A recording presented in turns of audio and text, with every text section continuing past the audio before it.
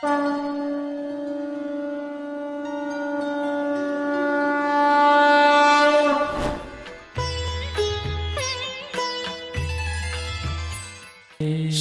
की कथा चल रही है प्रभु। ठाकुर जी सभी ब्रजवासियों को, द्वारका वासियों को, हस्तिनापुर वासियों को लेके कुरुक्षेत्र में आए हैं द्वापर में। सतयुग का सबसे बड़ा तीर्थ नैमिषारण्य है। सतयुगे नैमिषारण्य त्रेतायाम पुष्करे, त्रेता का सबसे बड़ा तीर्थ है पुष्कर राज। द्वापरे कुरुक्षेत्र, द्वापर का सबसे बड़ा तीर्थ है कुरुक्षेत्र। अकलौ गंगा प्रकीर्तिता, कलयुग का सबसे बड़ा तीर्थ है गंगा जी का किनारा। बोलिए गंगे मैया की जय। यहाँ भगवान ने सभी द्वारका वासियों के हृदय में श्री राधा तत्व को स्थापित कराया। अनया आराधितो नूनम भगवान हरिरीश्वर, और सभी विदा होकर अपने अपने स्थान पर लौटे।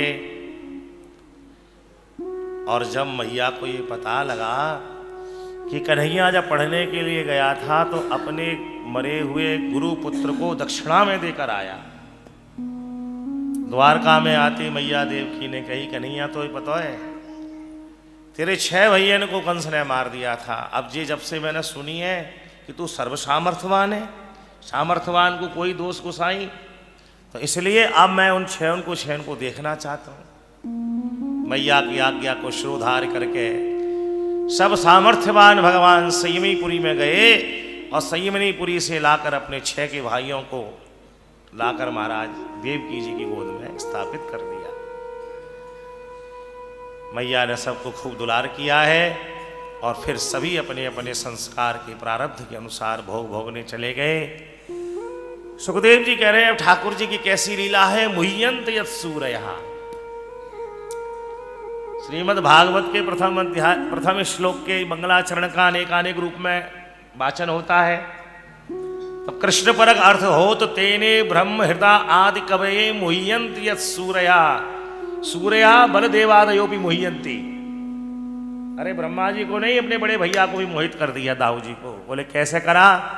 अब उस लीला को सुखदेव जी कह रहे हैं ठाकुर जी प्रेम से द्वारका में विराजमान है। अब उन्होंने देखा कि भैया सुभद्रा का विवाह होना चाहिए, तो क्या लीला करी, जिससे विवाह कराना चाह रहे हैं उसको त्रिदंडी सन्यासी बनाया और द्वारका के समीप में प्रभास क्षेत्र में अर्जुन तप करने आ गए। द्वारका में समाचार पहुंच गया, बड़े तपस्वी महात्मा आए साहब। द्वारका वाले दर्शन करने गए, भेंट भिट्टामन लेने गए। अब अर्जुन सबको जानते ही हैं, तो जो जाए वही अपने बारे में जिज्ञासा रखे, सोई सबकी चिट्ठी खोल दे। अब आज पहुंची श्री दाऊ जी तक, बड़े तपस्वी महात्मा आए हैं महाराज। अब अर्जुन तो दाऊ जी को भी जानते थे, पूरी पत्री भांस दी। दाऊ जी बोले अरे महाराज हमारे घर को पवित्र करो और कल की भिक्षा आपके हमारे यहीं होए, स्वीकार कर लिया। प्रसादी के समय अगले दिन अर्जुन आ गए। अब अपने हाथों से दाऊ जी सेवा करने लगे।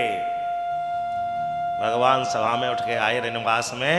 बोले दाऊ भैया क्या कर रहे हो? अरे बोले इतने बड़े महात्मा आए उनकी सेवा में। अरे बोले भोजन कराना बनाना ये सब स्त्रियों का काम है, हमारा काम है, चलो सभा में आपकी आवश्यकता है। बलगु वाक्य यहाँ ठाकुर जी के ऐसे वाक्य हैं कि सबको मोहित कर लें महाराज। और दाऊ जी को ले गए, सेवा में लग गई सुभद्रा जी और वहीं से लीला हो गई। सेवकों ने जैसे ही समाचार सभा में दिया, भैया गजब हो गया। दाऊ जी ने जैसे ही सुना कि वो तो अर्जुन है और हरण करके ले गए सुभद्रा का, हलमूसन का अनुसंधान कर लिया, अभी मार दूंगा मैं इसको। दाऊ जी चाहते थे दुर्योधन से विवाह हो। अब ठाकुर जी की लीला क्या है, जैसे ही दाऊ जी हलमूसल लेके दौड़े रथ की ओर, कन्हैया पीछे से आए और कंधे पे हाथ रख के बोले भैया दाऊ जरा पहले देख लो जब कछु करी हो। बलदेवादयोपि मुह्यंती, क्या लीला दिखा दी। बोले अर्जुन तो रथ में पीछे बैठे हैं और सुभद्रा रथ को चला रही है। कन्हैया पीछे से हाथ रख के कह रहे हैं कि सुभद्रा ने अर्जुन का हरण किया है या अर्जुन ने सुभद्रा का हरण किया है।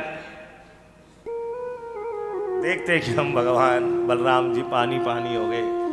अरे बोले कन्हैया तेरी लीला भैया बड़ी अपरंपार है। इस तरह से भगवान ने अपनी बहन सुभद्रा का विवाह करा दिया। बोलिए श्री द्वारकाधीश की जय। सुखदेव जी कह रहे हैं एक बार भगवान शिव पर घर बैठे संकट आ गया। बोले क्या? बोले शाकुनी नंदन बकासुर ने तप किया और तप करके जब भगवान कृष्ण दर्शन देने के लिए आए शिव जी तो सहज रूप से गौरी जी को भी संग ले आए और उससे कह दिया इक्षितम प्रियताम, जो तेरी इच्छा हो सो मांग ले। लेकिन जैसे ही उसने गौरी को देखा तो बोले महाराज जिसके सिर पे हाथ रखूं भस्म हो जाए। और गौरी हरण लालसा करके शिव जी के सिर पे हाथ रखने को तैयार हो गया। अब शिव जी आगे आगे भाग रहे हैं, पीछे पीछे मां गौरी। शाकुने नंदन, तब शिव जी ने भैया अपने स्वामी शिवस्य हृदयम विष्णु भगवान नारायण का ध्यान किया और नारायण बटुक रूप से आए और बकासुर से बोले हे शाकुने नंदन कहां दौड़ रहे हो? संत भगवान की शाकुने नंदन ने कहा बकासुर ने कि अरे देख नहीं रहे हो आगे शिव जी जा रहे हैं, बोले इनके पीछे क्यों भाग रहे हो? अरे बोले इनसे मैंने वरदान लिया है कि जिसके सिर पे हाथ रखूं भस्म हो जाए। तो गौरी हरण लालसा, वैसे ही थोड़ी तप किया है मैंने, गौरी को प्राप्त करना है। बोले वाह तुम भी किसकी बात में आ गए? चिता भस्मा लेपो गरल मसनम दिक्पट धरो जटाधारी कंटे भुजगपति हारी पशुपति। रहन सहन शमशान में, खान पीन इतना खराब, पहना ओढ़ना इतना खराब, दिगंबर। विष्णु का सुन आगमन तुरत देख शंकर अगाड़ी बढ़े।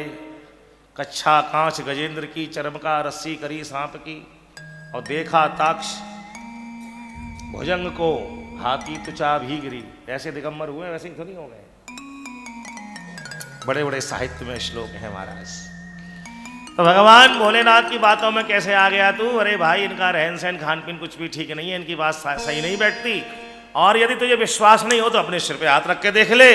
भगवान के वाक्य इतने मोहन करने वाले हैं, स्वयं उसने जैसे ही हाथ रखा भस्मीभूतस्य देहस्य। भगवान भोलेनाथ ने आके लंबी डंडौत, बोले प्रभु बचा लिया, काम आ गए समय पे। नारायण बोले अरे आजकल भगत बहुत होशियार हो गए, हर किसी को मत कह दिया करो इच्छितम प्रियतम, कि जो इच्छा हो सो मांग ले। भगवान बोले भैया आज गलती हो गई, अब नहीं होगी। बोलिए शंकर भगवान की जय। सुखदेव जी कह रहे हैं सरस्वास तटे राजन ऋषया संप्रशासया। सरस्वती नदी के किनारे पर बैठे हैं ऋषिगण। सरस्वती नदी क्या बुद्धि का इस्तेमाल कर रहे हैं। और सारे ऋषियों में ये प्रश्न उठ गया, ब्रह्मा विष्णु महेश आरती में गाते हैं ना प्रणवाक्षर के मध्य ये तीनों एका। लेकिन ऋषियों ने बुद्धि लगा दी, जबकि भगवान बुद्धि का विषय नहीं श्रद्धा का विषय है। लेकिन लिखा है सरस्वत्याम तटे, यानी बुद्धि के किनारे।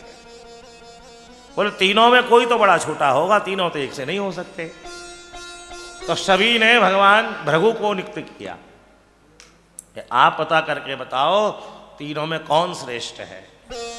अब भृगु जी महाराज ब्रह्मा जी के यहाँ ब्रह्मलोक में गए और जाके बराबर बैठ गए, जबकि उनके पुत्र हैं। तो कर्मयोगी दृष्टि कर्म की क्या है? वो कहते हैं पादार बिंदम भविसिंधु पोतम। कर्मयोग की कह रहा है कि महाराज ये सिंधु बहुत गहरा है, भव सागर, लेकिन मैं इसमें जो है ना एक बहुत बड़े पानी के जहाज में बैठ गया हूं। कितना ही गहरा हो मुझे कोई डर नहीं है। लेकिन आचार्य कहते हैं एक भय है, इंजन बंद हो गया तो क्या करोगे? इंजन खराब हो गया तो क्या होगा? 500,000 फुट पे महाराज मान लो पोत चल रहा है और वो बंद हो गया। ये कर्म योगी की दृष्टि है। ज्ञान योगी कहता है ब्रह्म सत्यम जगन मिथ्या, आदि शंकराचार्य भगवान। लेकिन अभी कहोगे भैया सामने दीवार नहीं है, चलो दौड़ लगाओ, तो सिर फूटेगा या नहीं फूटेगा? और भक्त क्या कहती है मीरा जी? भव सागर अब। अरे भव सागर तो था, अथाह था, लेकिन मेरे ठाकुर जी ने भव सागर अब सूख गयो है, फिकर नहीं मोए तरणन की। इसलिए श्रीमद् भागवत का प्रचार ज्यादा है, क्योंकि भक्ति से, ज्ञान से, वैराग्य से परिपूर्ण है। कर्म योगी से श्रेष्ठ ज्ञान योगी है, लेकिन ज्ञान योगी से श्रेष्ठ भी भक्त है। वो जहाँ है वो वही सिद्ध है। वो अपनी व्यवस्था करेगा ज्ञान योगी, और भक्त की व्यवस्था ठाकुर जी करेंगे। शबरी कहीं नहीं गई, भगवान वहीं भक्ति का उपदेश देने के लिए गए। बोलिए श्री रामभद्र भगवान की जय। ऐसा सुंदर श्री उद्धव जी महाराज को भगवान ने तत्वों की संख्या का वर्णन किया है। भिन्न भिन्न रूप से लोग सब तत्वों की गणना करते हैं, लेकिन वस्तुतः 24 तत्व हैं। ये वर्णन मैंने किया सृष्टि में विस्तार रूप से। पंच महाभूत, 5 उनकी तन्मात्राएं, और 10वां हमारी इंद्रियां, 21वां मन, 22वीं बुद्धि, 23वां चित्त, 24वां अहंकार, 25वां तत्व है परमात्मा। ठीक है, इन सब का भगवान। और ये जो भारत के अंदर जो है ना, वो चरखा एक बार में 26 जनवरी को फ्लैग का मैंने सांख से पूरा घटाया। नारायण श्रीनाथ जी में कथा थी क्या भाई, है ना। भक्त वत्सल भगवान की। उज्जैन नगरी में रहने वाले तिथिक्षु ब्राह्मण के जीवन के चरित्र का वर्णन किया है भगवान ने। दृष्टांत दिया है कि इस ब्राह्मण ने बड़े यत्न से धन कमाया, कृपणता से संग्रह किया, और उसके सामने ही सारा धन चला गया। मैंने कहा ना, धन की 3 ही गति है, दान, भोग और नाश। ना तो उसने भोग किया, ना दान किया, पर नाश हो गया तो महाराज पे लगने लग गया। उसका दृष्टांत भगवान ने सुनाया है। और अब सब कुछ सुनाने के बाद भगवान ने उद्धव जी महाराज के सामने परमार्थ का निरूपण किया है। परमार्थ एक तो अर्थ है हमारी सबकी जेब में, यहाँ व्यवहार में आता है ना, उसको अर्थ कहते हैं। और यहाँ से जहाँ जाओगे वहाँ पे जो काम में आएगा ना, उसको परम अर्थ कहते हैं। नकली नोट जहाँ चलते हैं, असली नोट वहाँ चलते हैं। समझ में आ गए कि नहीं। साहित्य में बड़ा अच्छा श्लोक है, धनानि भूमौ पशवश्च गोष्ठे नारी गृह द्वार जनः शमशाने देहश्चितायाम परलोक मार्गे धर्मान गो गक्षत जीवये। एक व्यक्ति ने बड़ा उन्मत्त जीवन जिया, खूब धन कमाया महाराज। 90-100 साल की उम्र हो गई, चलने की तैयारी। अब चारपाई पे पड़े सोच रहे हैं कि अब मैं चलूंगा तो मेरे संग कौन चलेगा। तो बोले सबसे प्यारा धन है, हर समय सिरहाने रखा रहता है पर्स, बड़े यत्न से मैंने इसको कमाया है, सबसे ज़्यादा समय मैंने इसी को दिया है। पत्नी 60 साल से है, लेकिन धन तो मेरे पास 80 साल से है। तो बोले ये मेरे संग चलेगा। तो मन कह रहा है संग चलेगा, लेकिन आत्मा ने कहा धनानि भूमौ, अरे ये जहाँ है वहीं रह जाएगा। फिर डॉक्टर से भी कहोगे कितना ही ले ले, तो कहेगा आई एम सॉरी, माफ करो। तो बोले कोई बात नहीं, धनानि भूमौ, ये तो जड़ है, कैसे संग जाएगा। पशुवश्च गोष्ठे, इतनी गाड़ियां हैं मेरे पास, ये संग जाएंगी। पहले भाई पशु होते थे, आजकल ये लोहे की गाड़ियां हैं। तो बोले नहीं नहीं, ये सब जड़ है, यहीं खड़ी रहेंगी। बोले भाड़े में जान दो, लेकिन जिसके संग मैंने विवाह किया है, 60-70 बसंत बिताए हैं, वो संग जाएगी। बोले नहीं, नारी गृह द्वार, वो केवल दरवाजे तक ही चीत्कार करेगी। बोले भाड़ में जान दो, दूसरे की कुल की क्यों जाएगी। लेकिन मेरे अपने जो ब्लड के रिलेशन के हैं, वो मेरे गोती तो जाएंगे। बोले नहीं, नारी गृह द्वार जनः शमशाने, वो केवल शमशान तक जाएंगे। बोले मरने दो, कोई बात नहीं, सब स्वार्थ का संसार है, लेकिन ये शरीर संग जाएगा। बोले नहीं, देहश्चितायाम, अरे भैया फिर क्या जाएगा। बोले धर्मान गो गक्षत जीवये, ऐसा धर्म का संचय करो। अश्व चांडाल गोखरा, महाराज जी ये लिखा है। संत ब्राह्मण गौ माता पिता ये तो है ही है, लेकिन परमार्थ कहता है अश्व चांडाल और गोखरा, यानी गधे में। एक नाथ जी ने देखा ना, भी बताया मैंने, इनमें भी भगवान का जो दर्शन कर ले और उनको महाराज उसी दृष्टि से पूज ले, उसी का परमार्थ सत्य होता है। बोलिए भागवत भगवान की जय। और अब भगवान ने कहा, उद्धव मेरे जाने के बाद उसी दिन द्वापर का अंत हो जाएगा, इसलिए तुम भी पृथ्वी को छोड़कर यहां से पृथ्वी का जो वैकुंठ है बद्रीधाम जाओ। बड़े भारी मन से श्री उद्धव जी महाराज ने विदा ली। भगवान ने आज्ञा कर दी, 6 महीने तुम मेरी सेवा करना। अब 17 नवंबर को मुहूर्त है शायद, 17 नवंबर से मानवीय सेवा को विश्राम होगा, और फिर उद्धव जी महाराज की सेवा शुरू हो जाएगी वैशाख शुक्ल तक। तो बद्रीनाथ को लिए विदा किया है भगवान ने श्री उद्धव जी को। और अब भगवान ने अपनी संतान से कहा, देखो ये द्वारका समुद्र में डूबने वाली है, इसलिए इसको छोड़ दो और प्रभास क्षेत्र में जाके अपने परलोक को संभाल लो। पूरे यदकुल को भगवान ने भेज दिया और यहाँ पर आ गए। आकर उन्होंने जो भगवान ने कहा वो किया। लेकिन कलयुग का प्रभाव क्या है, अब यहाँ पर बहुत से लोग कह देते हैं इन्होंने आके बारूणी मदिरा पी ली, लेकिन भागवत में क्या लिखा है, मेरेयक नाम की मदिरा का पान किया है महाराज जी। बोले मेरेयक नाम की मदिरा तो हमने सुनी नहीं आज तक, लेकिन भागवत के मूल में लिखा है कि यदुवंश ने प्रभास में जाके भगवत प्राप्ति के लिए साधन किया और वहां पर मेरेयक का पान कर लिया। मेरेयक क्या है, शाम में कह रहा है मेरे समान कोई नहीं है, प्रद्युम्न कह रहा है मेरे समान कोई नहीं है, अनिरुद्ध कह रहा है मेरे समान कोई बलवान नहीं है, मैं इसका पान करके सारा यदकुल आपस में भिड़ गया, अस्त्र शस्त्रों से भिड़ा और अंत तो गत्वा वो जो महाराज एरका नाम की घास निकली थी, मूसल के चूर्ण से उठा उठा के सबके ऊपर गोविंदाय नमो नमः, पूरा यदकुल विध्वंस हो गया साहब। बलराम जी ने ऐसी जब स्थिति देखी तो रामः समुद्र वेलायाम, श्री बलराम जी महाराज समुद्र के किनारे जो त्रिवेणी है वहाँ भी त्रिवेणी है प्रभास क्षेत्र में, उसके पास ही अपना पद्मासन लगा के उन्होंने अपने शरीर का परिवर्तन कर लिया और शेष रूप में अपनी लीला का स्मरण कर लिया। कन्हैया ने द्वारका का त्याग करके वहीं प्रभास क्षेत्र में एक पीपल के वृक्ष का आश्रय लिया है और यहाँ पर भगवान विराजमान हैं। और संकेत क्या कह रहे हैं कि संसार में जीव अकेला आता है अकेला जाता है।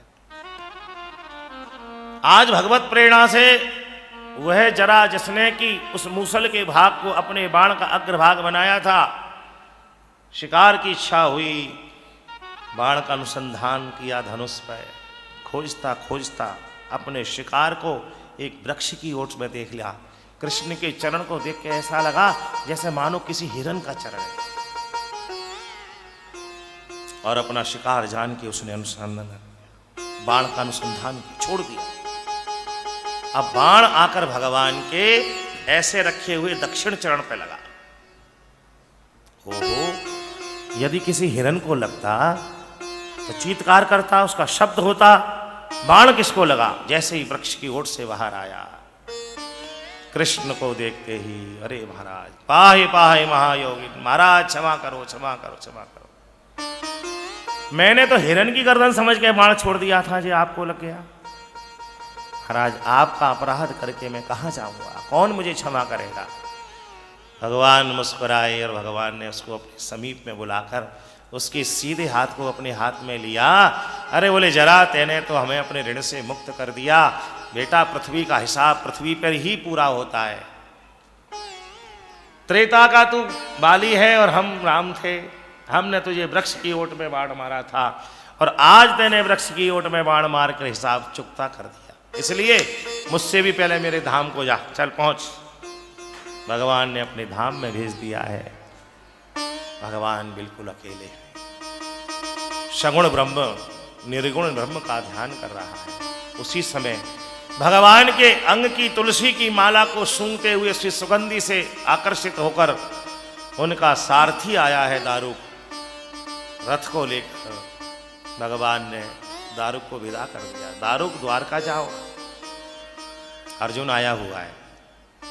वैसे तो द्वारका की सभी स्त्रियां सती हो गई, फिर भी जो रह गई हैं मेरी आज्ञा है अर्जुन से कहना उन सब को लेकर वो हस्तिनापुर चला जाएगा, क्योंकि ये द्वारका तो समुद्र में डूबेगी। चाहे हमारी देह द्वारका हो चाहे कृष्ण की द्वारका हो, सबको 7 ही दिन में जाना है। बड़े भारी मन से भगवान ने दारुक को विदा किया और अपने रथ को भगवान ने ऐसे ही सशरीर ऐसे ही भेज दिया। भगवान चतुर्भुजी हो गए, समस्त भगवान के आयुध चले गए और अब कृष्ण अकेले हैं। और वह सत्यम अनंतम ब्रह्मानंदम परमानंदम शिवोहम अयम आत्मा ब्रह्म तत्वमसि प्रज्ञानम ब्रह्म, इन सब निर्गुण निराकार ब्रह्म के सूत्रों का चिंतन करते करते भगवान सशरीर ही हम सब के प्यारे ठाकुर 125 वर्ष लीला करके इस धराधाम को छोड़कर चले। श्री कृष्ण शरणम मम, श्री कृष्ण शरणम मम। सभी गाइए, श्री कृष्ण शरणम मम, श्री कृष्ण शरणम मम। श्री द्वारकाधीश की जय। 12वें स्कंध में भगवान सुखदेव जी ने कलयुग के राजाओं का वर्णन किया है। वो हम सब देख रहे हैं। झूठ ही लेना, झूठ ही देना, झूठ ही भोजन, झूठ चबैना। इतनी महाराज पराकाष्ठा हो गई है। शूद्र करें जप तप व्रत दाना, बैठ पर आसन। इसको प्रमाण मान लिया लोगों ने। क्या रोए उनके लिए। पूज्यपाद श्री गोस्वामी जी महाराज ने निंदा की दृष्टि से लिखा है और इसको प्रमाण मान लिया लोगों ने। झूठ ही लेना, झूठ ही देना, झूठ ही। भगवान शुक ने कलयुग के राजाओं का धर्म का वर्णन किया और उससे महाराज छूटने का केवल एक ही उपाय है। कृतेव अध्यायतो विष्णु त्रेतायाम यजतो मखई, द्वापरे परचर्यायाम कलौ तद्धर कीर्तनम। हरे नमः, हरे नमः, हरे नमः। सुखदेव जी कहते हैं स्त्रियों को सनातन धर्म की संतति के अनुसार ओम का उच्चारण नहीं करना चाहिए। इसलिए भागवत गुरु रूप से, सार्वजनिक रूप से हरे नमः मंत्र देता है। कहीं आपकी निष्ठा नहीं टिकती हो किसी स्वरूप में तो बेधड़क होकर सभी वर्ण के लोग, स्त्री पुरुष बालक, यज्ञोपवीत हो ना हो, कोई बंधन नहीं है। क्या महाराज जी गलत तो नहीं कह रहा हूं? सुखदेव जी कह रहे हैं हरे नमः, हरे नमः। खूब इसका जप करो, इसको गाओ, बोलो, सोते बैठते, नास्ते विद विधि। वैसे तो कलि संतापनिषद में हरे कृष्ण कृष्ण कृष्ण हरे हरे मंत्र के लिए भी कोई विधि नहीं है। नास्ते विद विधि। आप सोते बैठते चलते फिरते जैसे भी हो, भाव को भाव अनक आलस। लेकिन ये कब है? जब शरीर में शक्ति नहीं हो। ये नहीं कि भगवान के पास शरीर स्वस्थ है फिर भी नहा नहीं रहे हम, कलयुग करके महाराज जिम के अंदर कर रहे हैं। ये आपत्त काल में है। नारायण बोलिए भक्तवत्सल भगवान की। चारों प्रकार की प्रलय का वर्णन किया है भगवान शुक ने। हम सोते हैं वो भी अपने आप में एक प्रलय है, इसको नित्य प्रलय कहते हैं, ठीक है ना। फिर एक नैमित्तिक प्रलय होती है और फिर विराट प्रलय होती है। सबका वर्णन किया है। और अब सुखदेव जी श्रीमद् भागवत के 12 स्कंद के 5वें अध्याय में परीक्षित से कहते हैं, परीक्षित 7वां दिन है, विश्राम का समय है, तक्षक आएगा बेटा, लेकिन तुमको नहीं काटेगा। मैंने अनेक प्रसंगों के द्वारा तुमको ये घट में बिठा दिया है कि आई एम नॉट बॉडी, हम शरीर नहीं है। किसी के सिर में दर्द होता है, आज जो बैठे हो वो समझ लें, कभी ये कहते हैं मैं सिर में दर्द हूं। शरीर में दर्द हो तो क्या कहते हैं? मैं शरीर में दर्द हूं। कोई कहता है क्या मैं शरीर में दर्द हूं? ये कहता है मेरे शरीर में दर्द है। यानी सब ये स्वीकार करते हैं कि हम शरीर नहीं है। भगवान सुखदेव यही कह रहे हैं कि गोकर्ण और आत्मदेव जी, माता देवहूति और कपिल भगवान, जड़ भरत, रहुगण, इन सब के संवाद में यह स्पष्ट हो गया है कि हम शरीर नहीं हैं। तो भगवान शंकराचार्य ने प्रश्नोत्तरी में प्रश्न दिया, को हम। यही ध्यान का सबसे पहला प्रश्न होना चाहिए अपने आप से। ध्यान में जब हम बैठे हैं तो सबसे पहले ये प्रश्न होना चाहिए, को हम। जब हम शरीर नहीं हैं तो को हम कौन है? क्या हम सूक्ष्म शरीर हो हम? तो आएगा नास्ति, और अपने आप आ जाएगा शिवो हम, रामो हम, कृष्णो हम, नारायणो हम, अपने आप आंसर आ जाएगा। भक्त वत्सल भगवान की बेटा परीक्षित, तक्षक आएगा तुम्हारे शरीर को डसेगा, लेकिन तुम शरीर नहीं हो, ये मैंने तुमको ज्ञान करा दिया है। और उससे पहले ही तुम अपने शरीर को परमात्मा में विलीन कर दो। राजा परीक्षित जी ने सुखदेव जी भगवान का पूजन किया है और सुखदेव जी महाराज पूजित होकर विदा हुए हैं। बोलिए श्री सुखदेव जी महाराज की जय। यम प्रव्रजन्तमनुवेदमवेद कृत्यं द्वैपायनो विरह कातर आजुहाव पुत्रेति तन्मयतया तरवोऽभिनेदस्तं सर्वभूतहृदयं मुनिमानतोऽस्मि।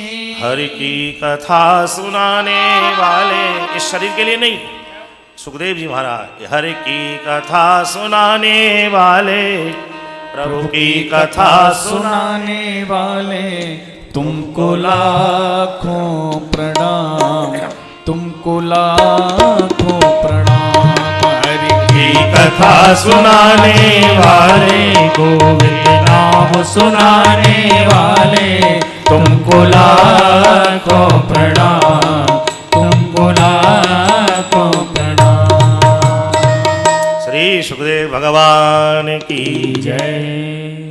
पुराणों की मंत्र का वर्णन हुआ है, अथर्ववेद आदि के मंत्रों का वर्णन हुआ है। मार्कंडेय ऋषि ने तप करके भगवान से अजर अमर होने का आशीर्वाद लिया है। नहीं तो सप्त ऋषि थे, अश्वत्थामा बलिर्व्यासो हनुमाश्च विभीषणाः कृपा परशुरामश्च सप्तैते चिरजीविनाः। तप के द्वारा मार्कंडेय जीवी मार्कंडेयस्तथाष्टमः। और मार्कंडेय ऋषि ने ही, आप लोग अब थोड़ा वास्तु पढ़ते हैं, समझते हैं, महानगरों में रहते हैं, ईशान कोण में ही मंदिर क्यों बनाया जाता है? भागवत में आंसर है उसका। ईशान कोण में ही मंदिर क्यों बनता है? ईस्ट और नॉर्थ के कोने को ईशान कहते हैं। और जब प्रलय का दर्शन किया है मार्कंडेय ऋषि ने, तो करार विंदे न पदार विंदम, इस स्वरूप को उन्होंने ईशान कोण में स्थित बट वृक्ष के पत्ते पर देखा है। तो प्रलयकालीन अवस्था के बाद में इसमें लिखा है महाराज जी, प्राग उत्तरयाम शाखायाम ईशान कोणे, तो भगवान का जो आदि स्वरूप है वो वहां से प्रकट होता है। बोलिए भक्तवत्सल भगवान की जय। मार्कंडेय ऋषि की तपस्या का वर्णन करने के बाद श्री सूत जी महाराज ने भगवान के सभी अंगों प्रत्यंगों आयुधों का महत्व बताया है। और अब सूत जी महाराज नैमिषारण्य में विषय सूची का वर्णन कर रहे हैं। 5 मिनट में मैं इसको कहूँगा। जो लोग आज ही अभी बैठे हैं उनको भागवत सुनने का फल मिल जाए, इतनी सरल व्यवस्था कर दी है आचार्यों ने कि जो इसे सुन ले। सूत जी कहते हैं, नमो धर्माय महते नमः कृष्णाय वेदसे ब्राह्मणेभ्यो नमस्कृत्य धर्मान्क्षे सनातनान् एतद्वागतं विप्रो विष्णुस्तत्तद्भुतं विवर्धम निष्णु प्राणाम पुरुषोत्तम। विषय यह है, सबसे पहले यथासंभव आपको पद्म पुराण के अंदर भागवत जी के महत्व का वर्णन किया गया। उसके महत्व का आनंद क्या है कि भक्ति, ज्ञान और वैराग्य सभी भक्तों के हृदय में बैठ गए। और किसी भक्त के यहाँ पर महाराज प्रेत भी कोई हो गया हो तो वो भी मुक्त हो गया। धन्या भागवती वार्ता प्रेत पीड़ा विनाशनी। प्रथम स्कंद में प्रारंभ के 3 श्लोकों में जीवन का ध्येय सत्यम परम धीमहि, हमारी यात्रा सत्य की ओर जानी चाहिए। किसका आश्रय लेके? बोले श्रीमद् भागवत के माध्यम से जानी चाहिए। भागवत का स्वरूप क्या है? निगम कल्प तरोरि गलितम फलम। ये मंगलाचरण हुआ। नैमिषारण्य में सूत जी ने कथा शुरू करी और नारद जी महाराज की प्रेरणा से व्यास जी ने भागवत का निर्माण करके शुकम अध्यापयामास, अपने पुत्र सुखदेव जी को पढ़ाई है। और फिर महाभारत की अंतिम घटनाओं में भीम ने दुर्योधन का उद्धार किया है। अश्वत्थामा ने द्रौपदी के 5 पुत्रों की हत्या करी है। उत्तरा जी ने अपने गर्भ की रक्षा कराई है। कुंती माता ने भगवान की बहुत सुंदर स्तुति करी है। भीष्म महाप्रयाण हुआ है। और फिर परीक्षित जी का जन्म, और फिर युवराज, और उसके बाद उनका विवाह, 4 पुत्र जन्मेजय आदि, और फिर शापित होकर इसी तीर्थ में आकर विराजमान हुए। द्वितीय स्कंद में सुखदेव जी महाराज ने प्रकट होकर बरियानेशते प्रश्न कृतो लोकहितो नृपहा, इसके माध्यम से सबसे पहले उनको स्थूल ध्यान, सूक्ष्म ध्यान और काल कर्म स्वभाव के द्वारा भगवान कैसे सृष्टि बनाते हैं, इन तीनों के द्वारा भगवान महतत्व, महतत्व के बाद में अहंकार, अहंकार को 3 जगह विभक्त करके पंच महाभूत, इंद्रियां, उनके देवता, 24 तत्वों को भगाना के भगवान वो पिंड 1 वर्ष तक जल में पड़ा रहता है, फिर भगवान ही विस्फोट करके उसमें प्रकट होते हैं चराचर जगत, और फिर ब्रह्मा जी को अपनी नाभि से प्रकट करके उनके हृदय में चतुर्श्लोकी भागवत अहमेवा समेवाग्रे नान्यत यत् सत्परम। और चारों श्लोकों में सबसे सारगर्भित जो श्लोक है वो चौथा और उसका भी तीसरा चरण, एतावदेव जिज्ञास्यम तत्व जिज्ञासुनात्मनः अन्वय व्यतिरेकाभ्याम। जिसको तत्व की जिज्ञासा हो वो केवल अन्वय और व्यतिरेक को समझ ले बस। चारों श्लोकों को प्रकट करके द्वितीय स्कंद को प्रणाम करते हैं, और फिर ब्रह्मा जी महाराज ने कैसे सृष्टि करी ये प्रसंग तृतीय स्कंद में श्री विदुर जी महाराज गद्दी को छोड़कर जब गए हैं तीर्थों का सेवन करते हुए, तो उद्धव जी महाराज के कहने पर मैत्री ऋषि के यहाँ आए, और मैत्री ऋषि ने उनको ब्रह्मा जी तक और ब्रह्मा जी के द्वारा कैसे सनकादिक ऋषियों की, फिर दशी मरीचि आदि 10 ऋषियों की, फिर कैसे भगवान रुद्र की, फिर मनु शत्रुपा जी की, फिर भगवान बरहा की पूरी सृष्टि का वर्णन किया गया। इसी स्कंद में जय और विजय को शाप भगवान बरहा ने प्रकट होकर पृथ्वी का स्थापन और हिरण्याक्ष का उद्धार और करदम और देवभूति जी का रमण, नवधा रूपी 9 कन्याएं, और फिर भगवान कपिल प्रकट हुए। चतुर्थ स्कंद में सती जी का चरित्र प्रमुख रूप से वर्णन करके महाराजा मनु के उत्तानपाद राजा के वंश का वर्णन, जिसमें यशस्वी ध्रुव जी, अंग जी, दुष्ट बहन, भगवान के अवतार पृथु, प्राचीन वरही, प्रचेता, नारायण सरोवर की स्थापना करी। पंचम स्कंद में मनु महाराज के दूसरे पुत्र प्रियव्रत जी का वंश, उनके वंश में आग्निद हैं, उनके पुत्र नाभि हैं, नाभि के भगवान ऋषभ हुए यज्ञ के द्वारा, और उनका जयंती नाम की इंद्र की बेटी से विवाह हुआ। 100 पुत्र हुए हैं भरत जी जैसे, उनके वंश में सुमति हुए हैं। उनके तीनों जन्म की कथा का वर्णन है बड़ा सुंदर, और फिर भूगोल, खगोल, सूर्य की गति, शंकरषण का स्थान, गंगा की गति और नवग्रहों का स्थान, सब का वर्णन किया गया। सब और छठे स्कंद में नाम की महिमा को स्थापित करने के लिए अजामिल का उपाख्यान है। गुरु की महिमा के लिए विश्वरूप की कथा, वृत्तासुर की कथा, और पुंसवन व्रत के द्वारा 49 मरुदगणों की उत्पत्ति हुई माता दिति के गर्भ से, इसका वर्णन छठे स्कंद तक। 7वें में भगवान प्रहलाद जी के लिए नृसिंह बनकर आए हैं, और यहीं पर चारों आश्रमों, चारों वर्णों की व्यवस्था का वर्णन किया गया। 8वें स्कंद में भगवान गजेंद्र के लिए प्रकट हुए। एवं गजेंद्रमपवर्णित निर्विशेषम ब्रह्मादयो विवदलिंग विदाविमान।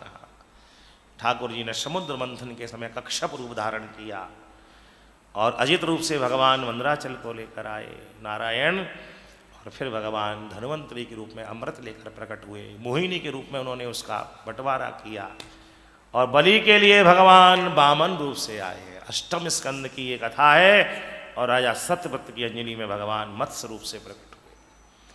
9वें स्कंद में सूर्यवंश का वर्णन किया है सुखदेव जी महाराज में, उसमें बड़े बड़े यशस्वी राजाओं का वर्णन करते हुए भगवान खट्वांग दीर्घबाहुश्च रघुस्तस्मात् प्रसुस्रवा अजस्ततो महाराज तस्मात् दशरथो भवत्, उनके यहाँ भगवान राम रूप से प्रकट हुए। चंद्रवंश अंत्री और अनसुईया से प्रकट हुआ है, भगवान परशुराम जी की कथा का वर्णन है। विदर्भ वंश का वर्णन है, निमि वंश का वर्णन है, और 10वें स्कंद में कथितो वंश विस्तारो भवता सोम सूर्यो, भगवान तृतीय अध्याय में वसुदेव गृहे साक्षात गृहिणी गृह मित्याहु गृहिणी गृह मुत्युते, भगवान मथुरा में प्रकट होकर शरीर रूपी गोकुल में 4 वर्ष भगवान ने लीलाएं करी। इसका मैंने आध्यात्म आपको बताया। 7 वर्ष भगवान ने वृंदावन में लीला करी, और 11 वर्ष 52 दिन की उम्र में ठाकुर जी मथुरा में पधारे हैं। 14 वर्ष भगवान ने मथुरा में लीला करी है, फिर ठाकुर जी द्वारका पधारे हैं। 100 वर्ष भगवान ने द्वारका में लीला करी है। यथासंभव इन सब का वर्णन किया गया। 11 स्कंध में अभी आपको वर्णन किया है कैसे भगवान ने यदुकुल का संहार किया, कैसा नवयोगेश्वर संवाद है, ऐसा भगवान ने उद्धव जी को मार्गदर्शन दिया। और 12वें स्कंध में कलयुग का धर्म, उससे बचने का उपाय, और ठाकुर जी की अनेक अनेक महिमाएं, और परीक्षित जी महाराज का महाप्रयाण। जैसे सुखदेव जी ने कहा था वैसा ही हुआ है। सुखदेव जी चले गए, परीक्षित जी ने पद्मासन लगा के अपनी प्राण वायु को ठाकुर जी को अर्पित कर दिया। तक्षक आया, भस्मीभूतस्य तेजस्य, शरीर को जला गया। जनमेजय को गुस्सा आई, सर्प यज्ञ किया। ब्रह्मा जी ने आके समझाया, बेटा पिताजी को शाप नहीं, ये तो वरदान है। पता लग गया था 7 दिन में कल्याण तो कर लिया। तब जनमेजय का क्रोध शांत हुआ है। और फिर ये विशेष सूची हमने आपके आगे रख दी। भैया करबद्ध होकर मैं तो एक ही बात कहूँगा, ऐसे पवित्र तीर्थ में जहाँ सुखदेव जी तम सर्वभूत हृदयम, सुखदेव जी को ये नहीं कहा कि वो मूर्ति है या कोई महर्षि है, राजर्षि है, देवर्षि है, ब्राह्मण है, वैश्य है, कोई बंधन नहीं है। तम सर्वभूत हृदयम, तो इसलिए उनको कहीं किसी लिंग में वर्ण में नहीं बांध सकते। भैया आज भी सुखदेव जी क्षण क्षण में विराजमान है। और गंगा जी की पवित्र गोद, श्री हनुमान जी महाराज का प्रत्यक्ष सानिध्य और सब संतों की सन्निधि। दंडी स्वामी दंड ग्रहण मात्रेणो नरो नारायणो भवेत्। और भैया हमारे श्री गोयल साहब का संकल्प, बहन जी हमारी श्री राजरानी जी का संकल्प, और इनके सभी मृत्यु जो भी मित्र हैं, बंधु हैं, सब, इससे बड़ा कोई फल नहीं है भाई साहब। कितने लोगों को आपके माध्यम से कथा सुनने को मिली, इसकी भाग्य की प्रशंसा कोई नहीं कर सकता। हम तो केवल यही कहेंगे भैया कि संतों की कृपा से, हनुमान जी की कृपा से, भागवत जी की कृपा से, गोयल परिवार सहित जिसने भी कथा सुनी है, सबकी भागवत परिवार कृपा करे कि आप लोग संसार में रहते हुए जितना भी अपना कर्तव्य है परिवार के प्रति, समाज के प्रति, राष्ट्र के प्रति, धर्म स्थानों के प्रति इनको निभाते रहें। भागवत महारानी कृपा करें, पुनः पुनः ऐसे संकल्प आपके हृदय में सत्संग के आएँ और किसी ना किसी ग्रंथ के माध्यम से, किसी ना किसी संत के माध्यम से, क्योंकि कैसे भी हो भैया भगवान की नाम, रूप, लीला और धाम ये मनुष्य को मिलनी चाहिए। तो मैं एक बार पुनः सभी का बहुत बहुत धन्यवाद, साधुवाद करता हूँ। परिवार और परिवार के संग जुड़े हुए सबका बहुत बहुत साधुवाद है। सबसे बड़ा साधुवाद श्रोताओं का ही है। ठाकुर बेचारा क्या करे जो पूजक ना होए, और वक्ता बेचारा क्या करे जो श्रोता ना होए, मक्खी मारेगा बैठा।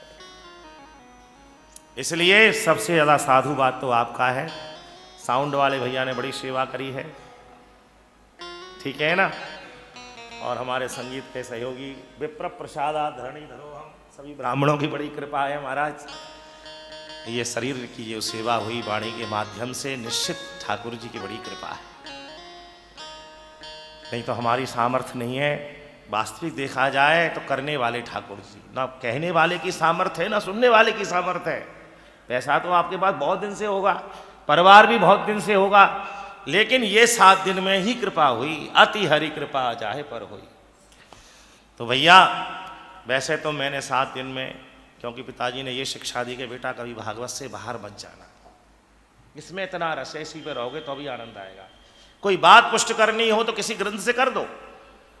तो मैंने भागवत के अनुसार ही सारा विषय रखा है। फिर भी किसी भी प्रज्ञावान श्रोता को ऐसा लगा हो कि भाई कोई शब्द मेरे मुझसे ऐसा निकला हो जो व्यासपीठ के अनुकूल नहीं हो, तो मैं सबसे करबद्ध होकर क्षमा याचना करता हूँ। भागवत जी मुझे क्षमा करें, ऐसी सामर्थ्य दें, और आप सब लोगों को भूरी भूरी आशीर्वाद। अब संतों का आशीर्वचन होगा। जैसे कि भाई भोजन मैंने परोस दिया, भोग सामग्री तैयारी हो गई, उस पर तुलसी पत्र बैठाने का काम हमारे सब संत लोग करेंगे। बोलिए संत भगवान की जय, श्री भागवत भगवान की जय, सुखदेव जी महाराज की जय, श्री हनुमान जी महाराज की जय, गंगे मैया की जय, गौ माता की जय, भारत माता की जय, संत भगवान की जय, श्री बालकृष्ण लाल की जय, नमः पार्वती पतये हर हर हर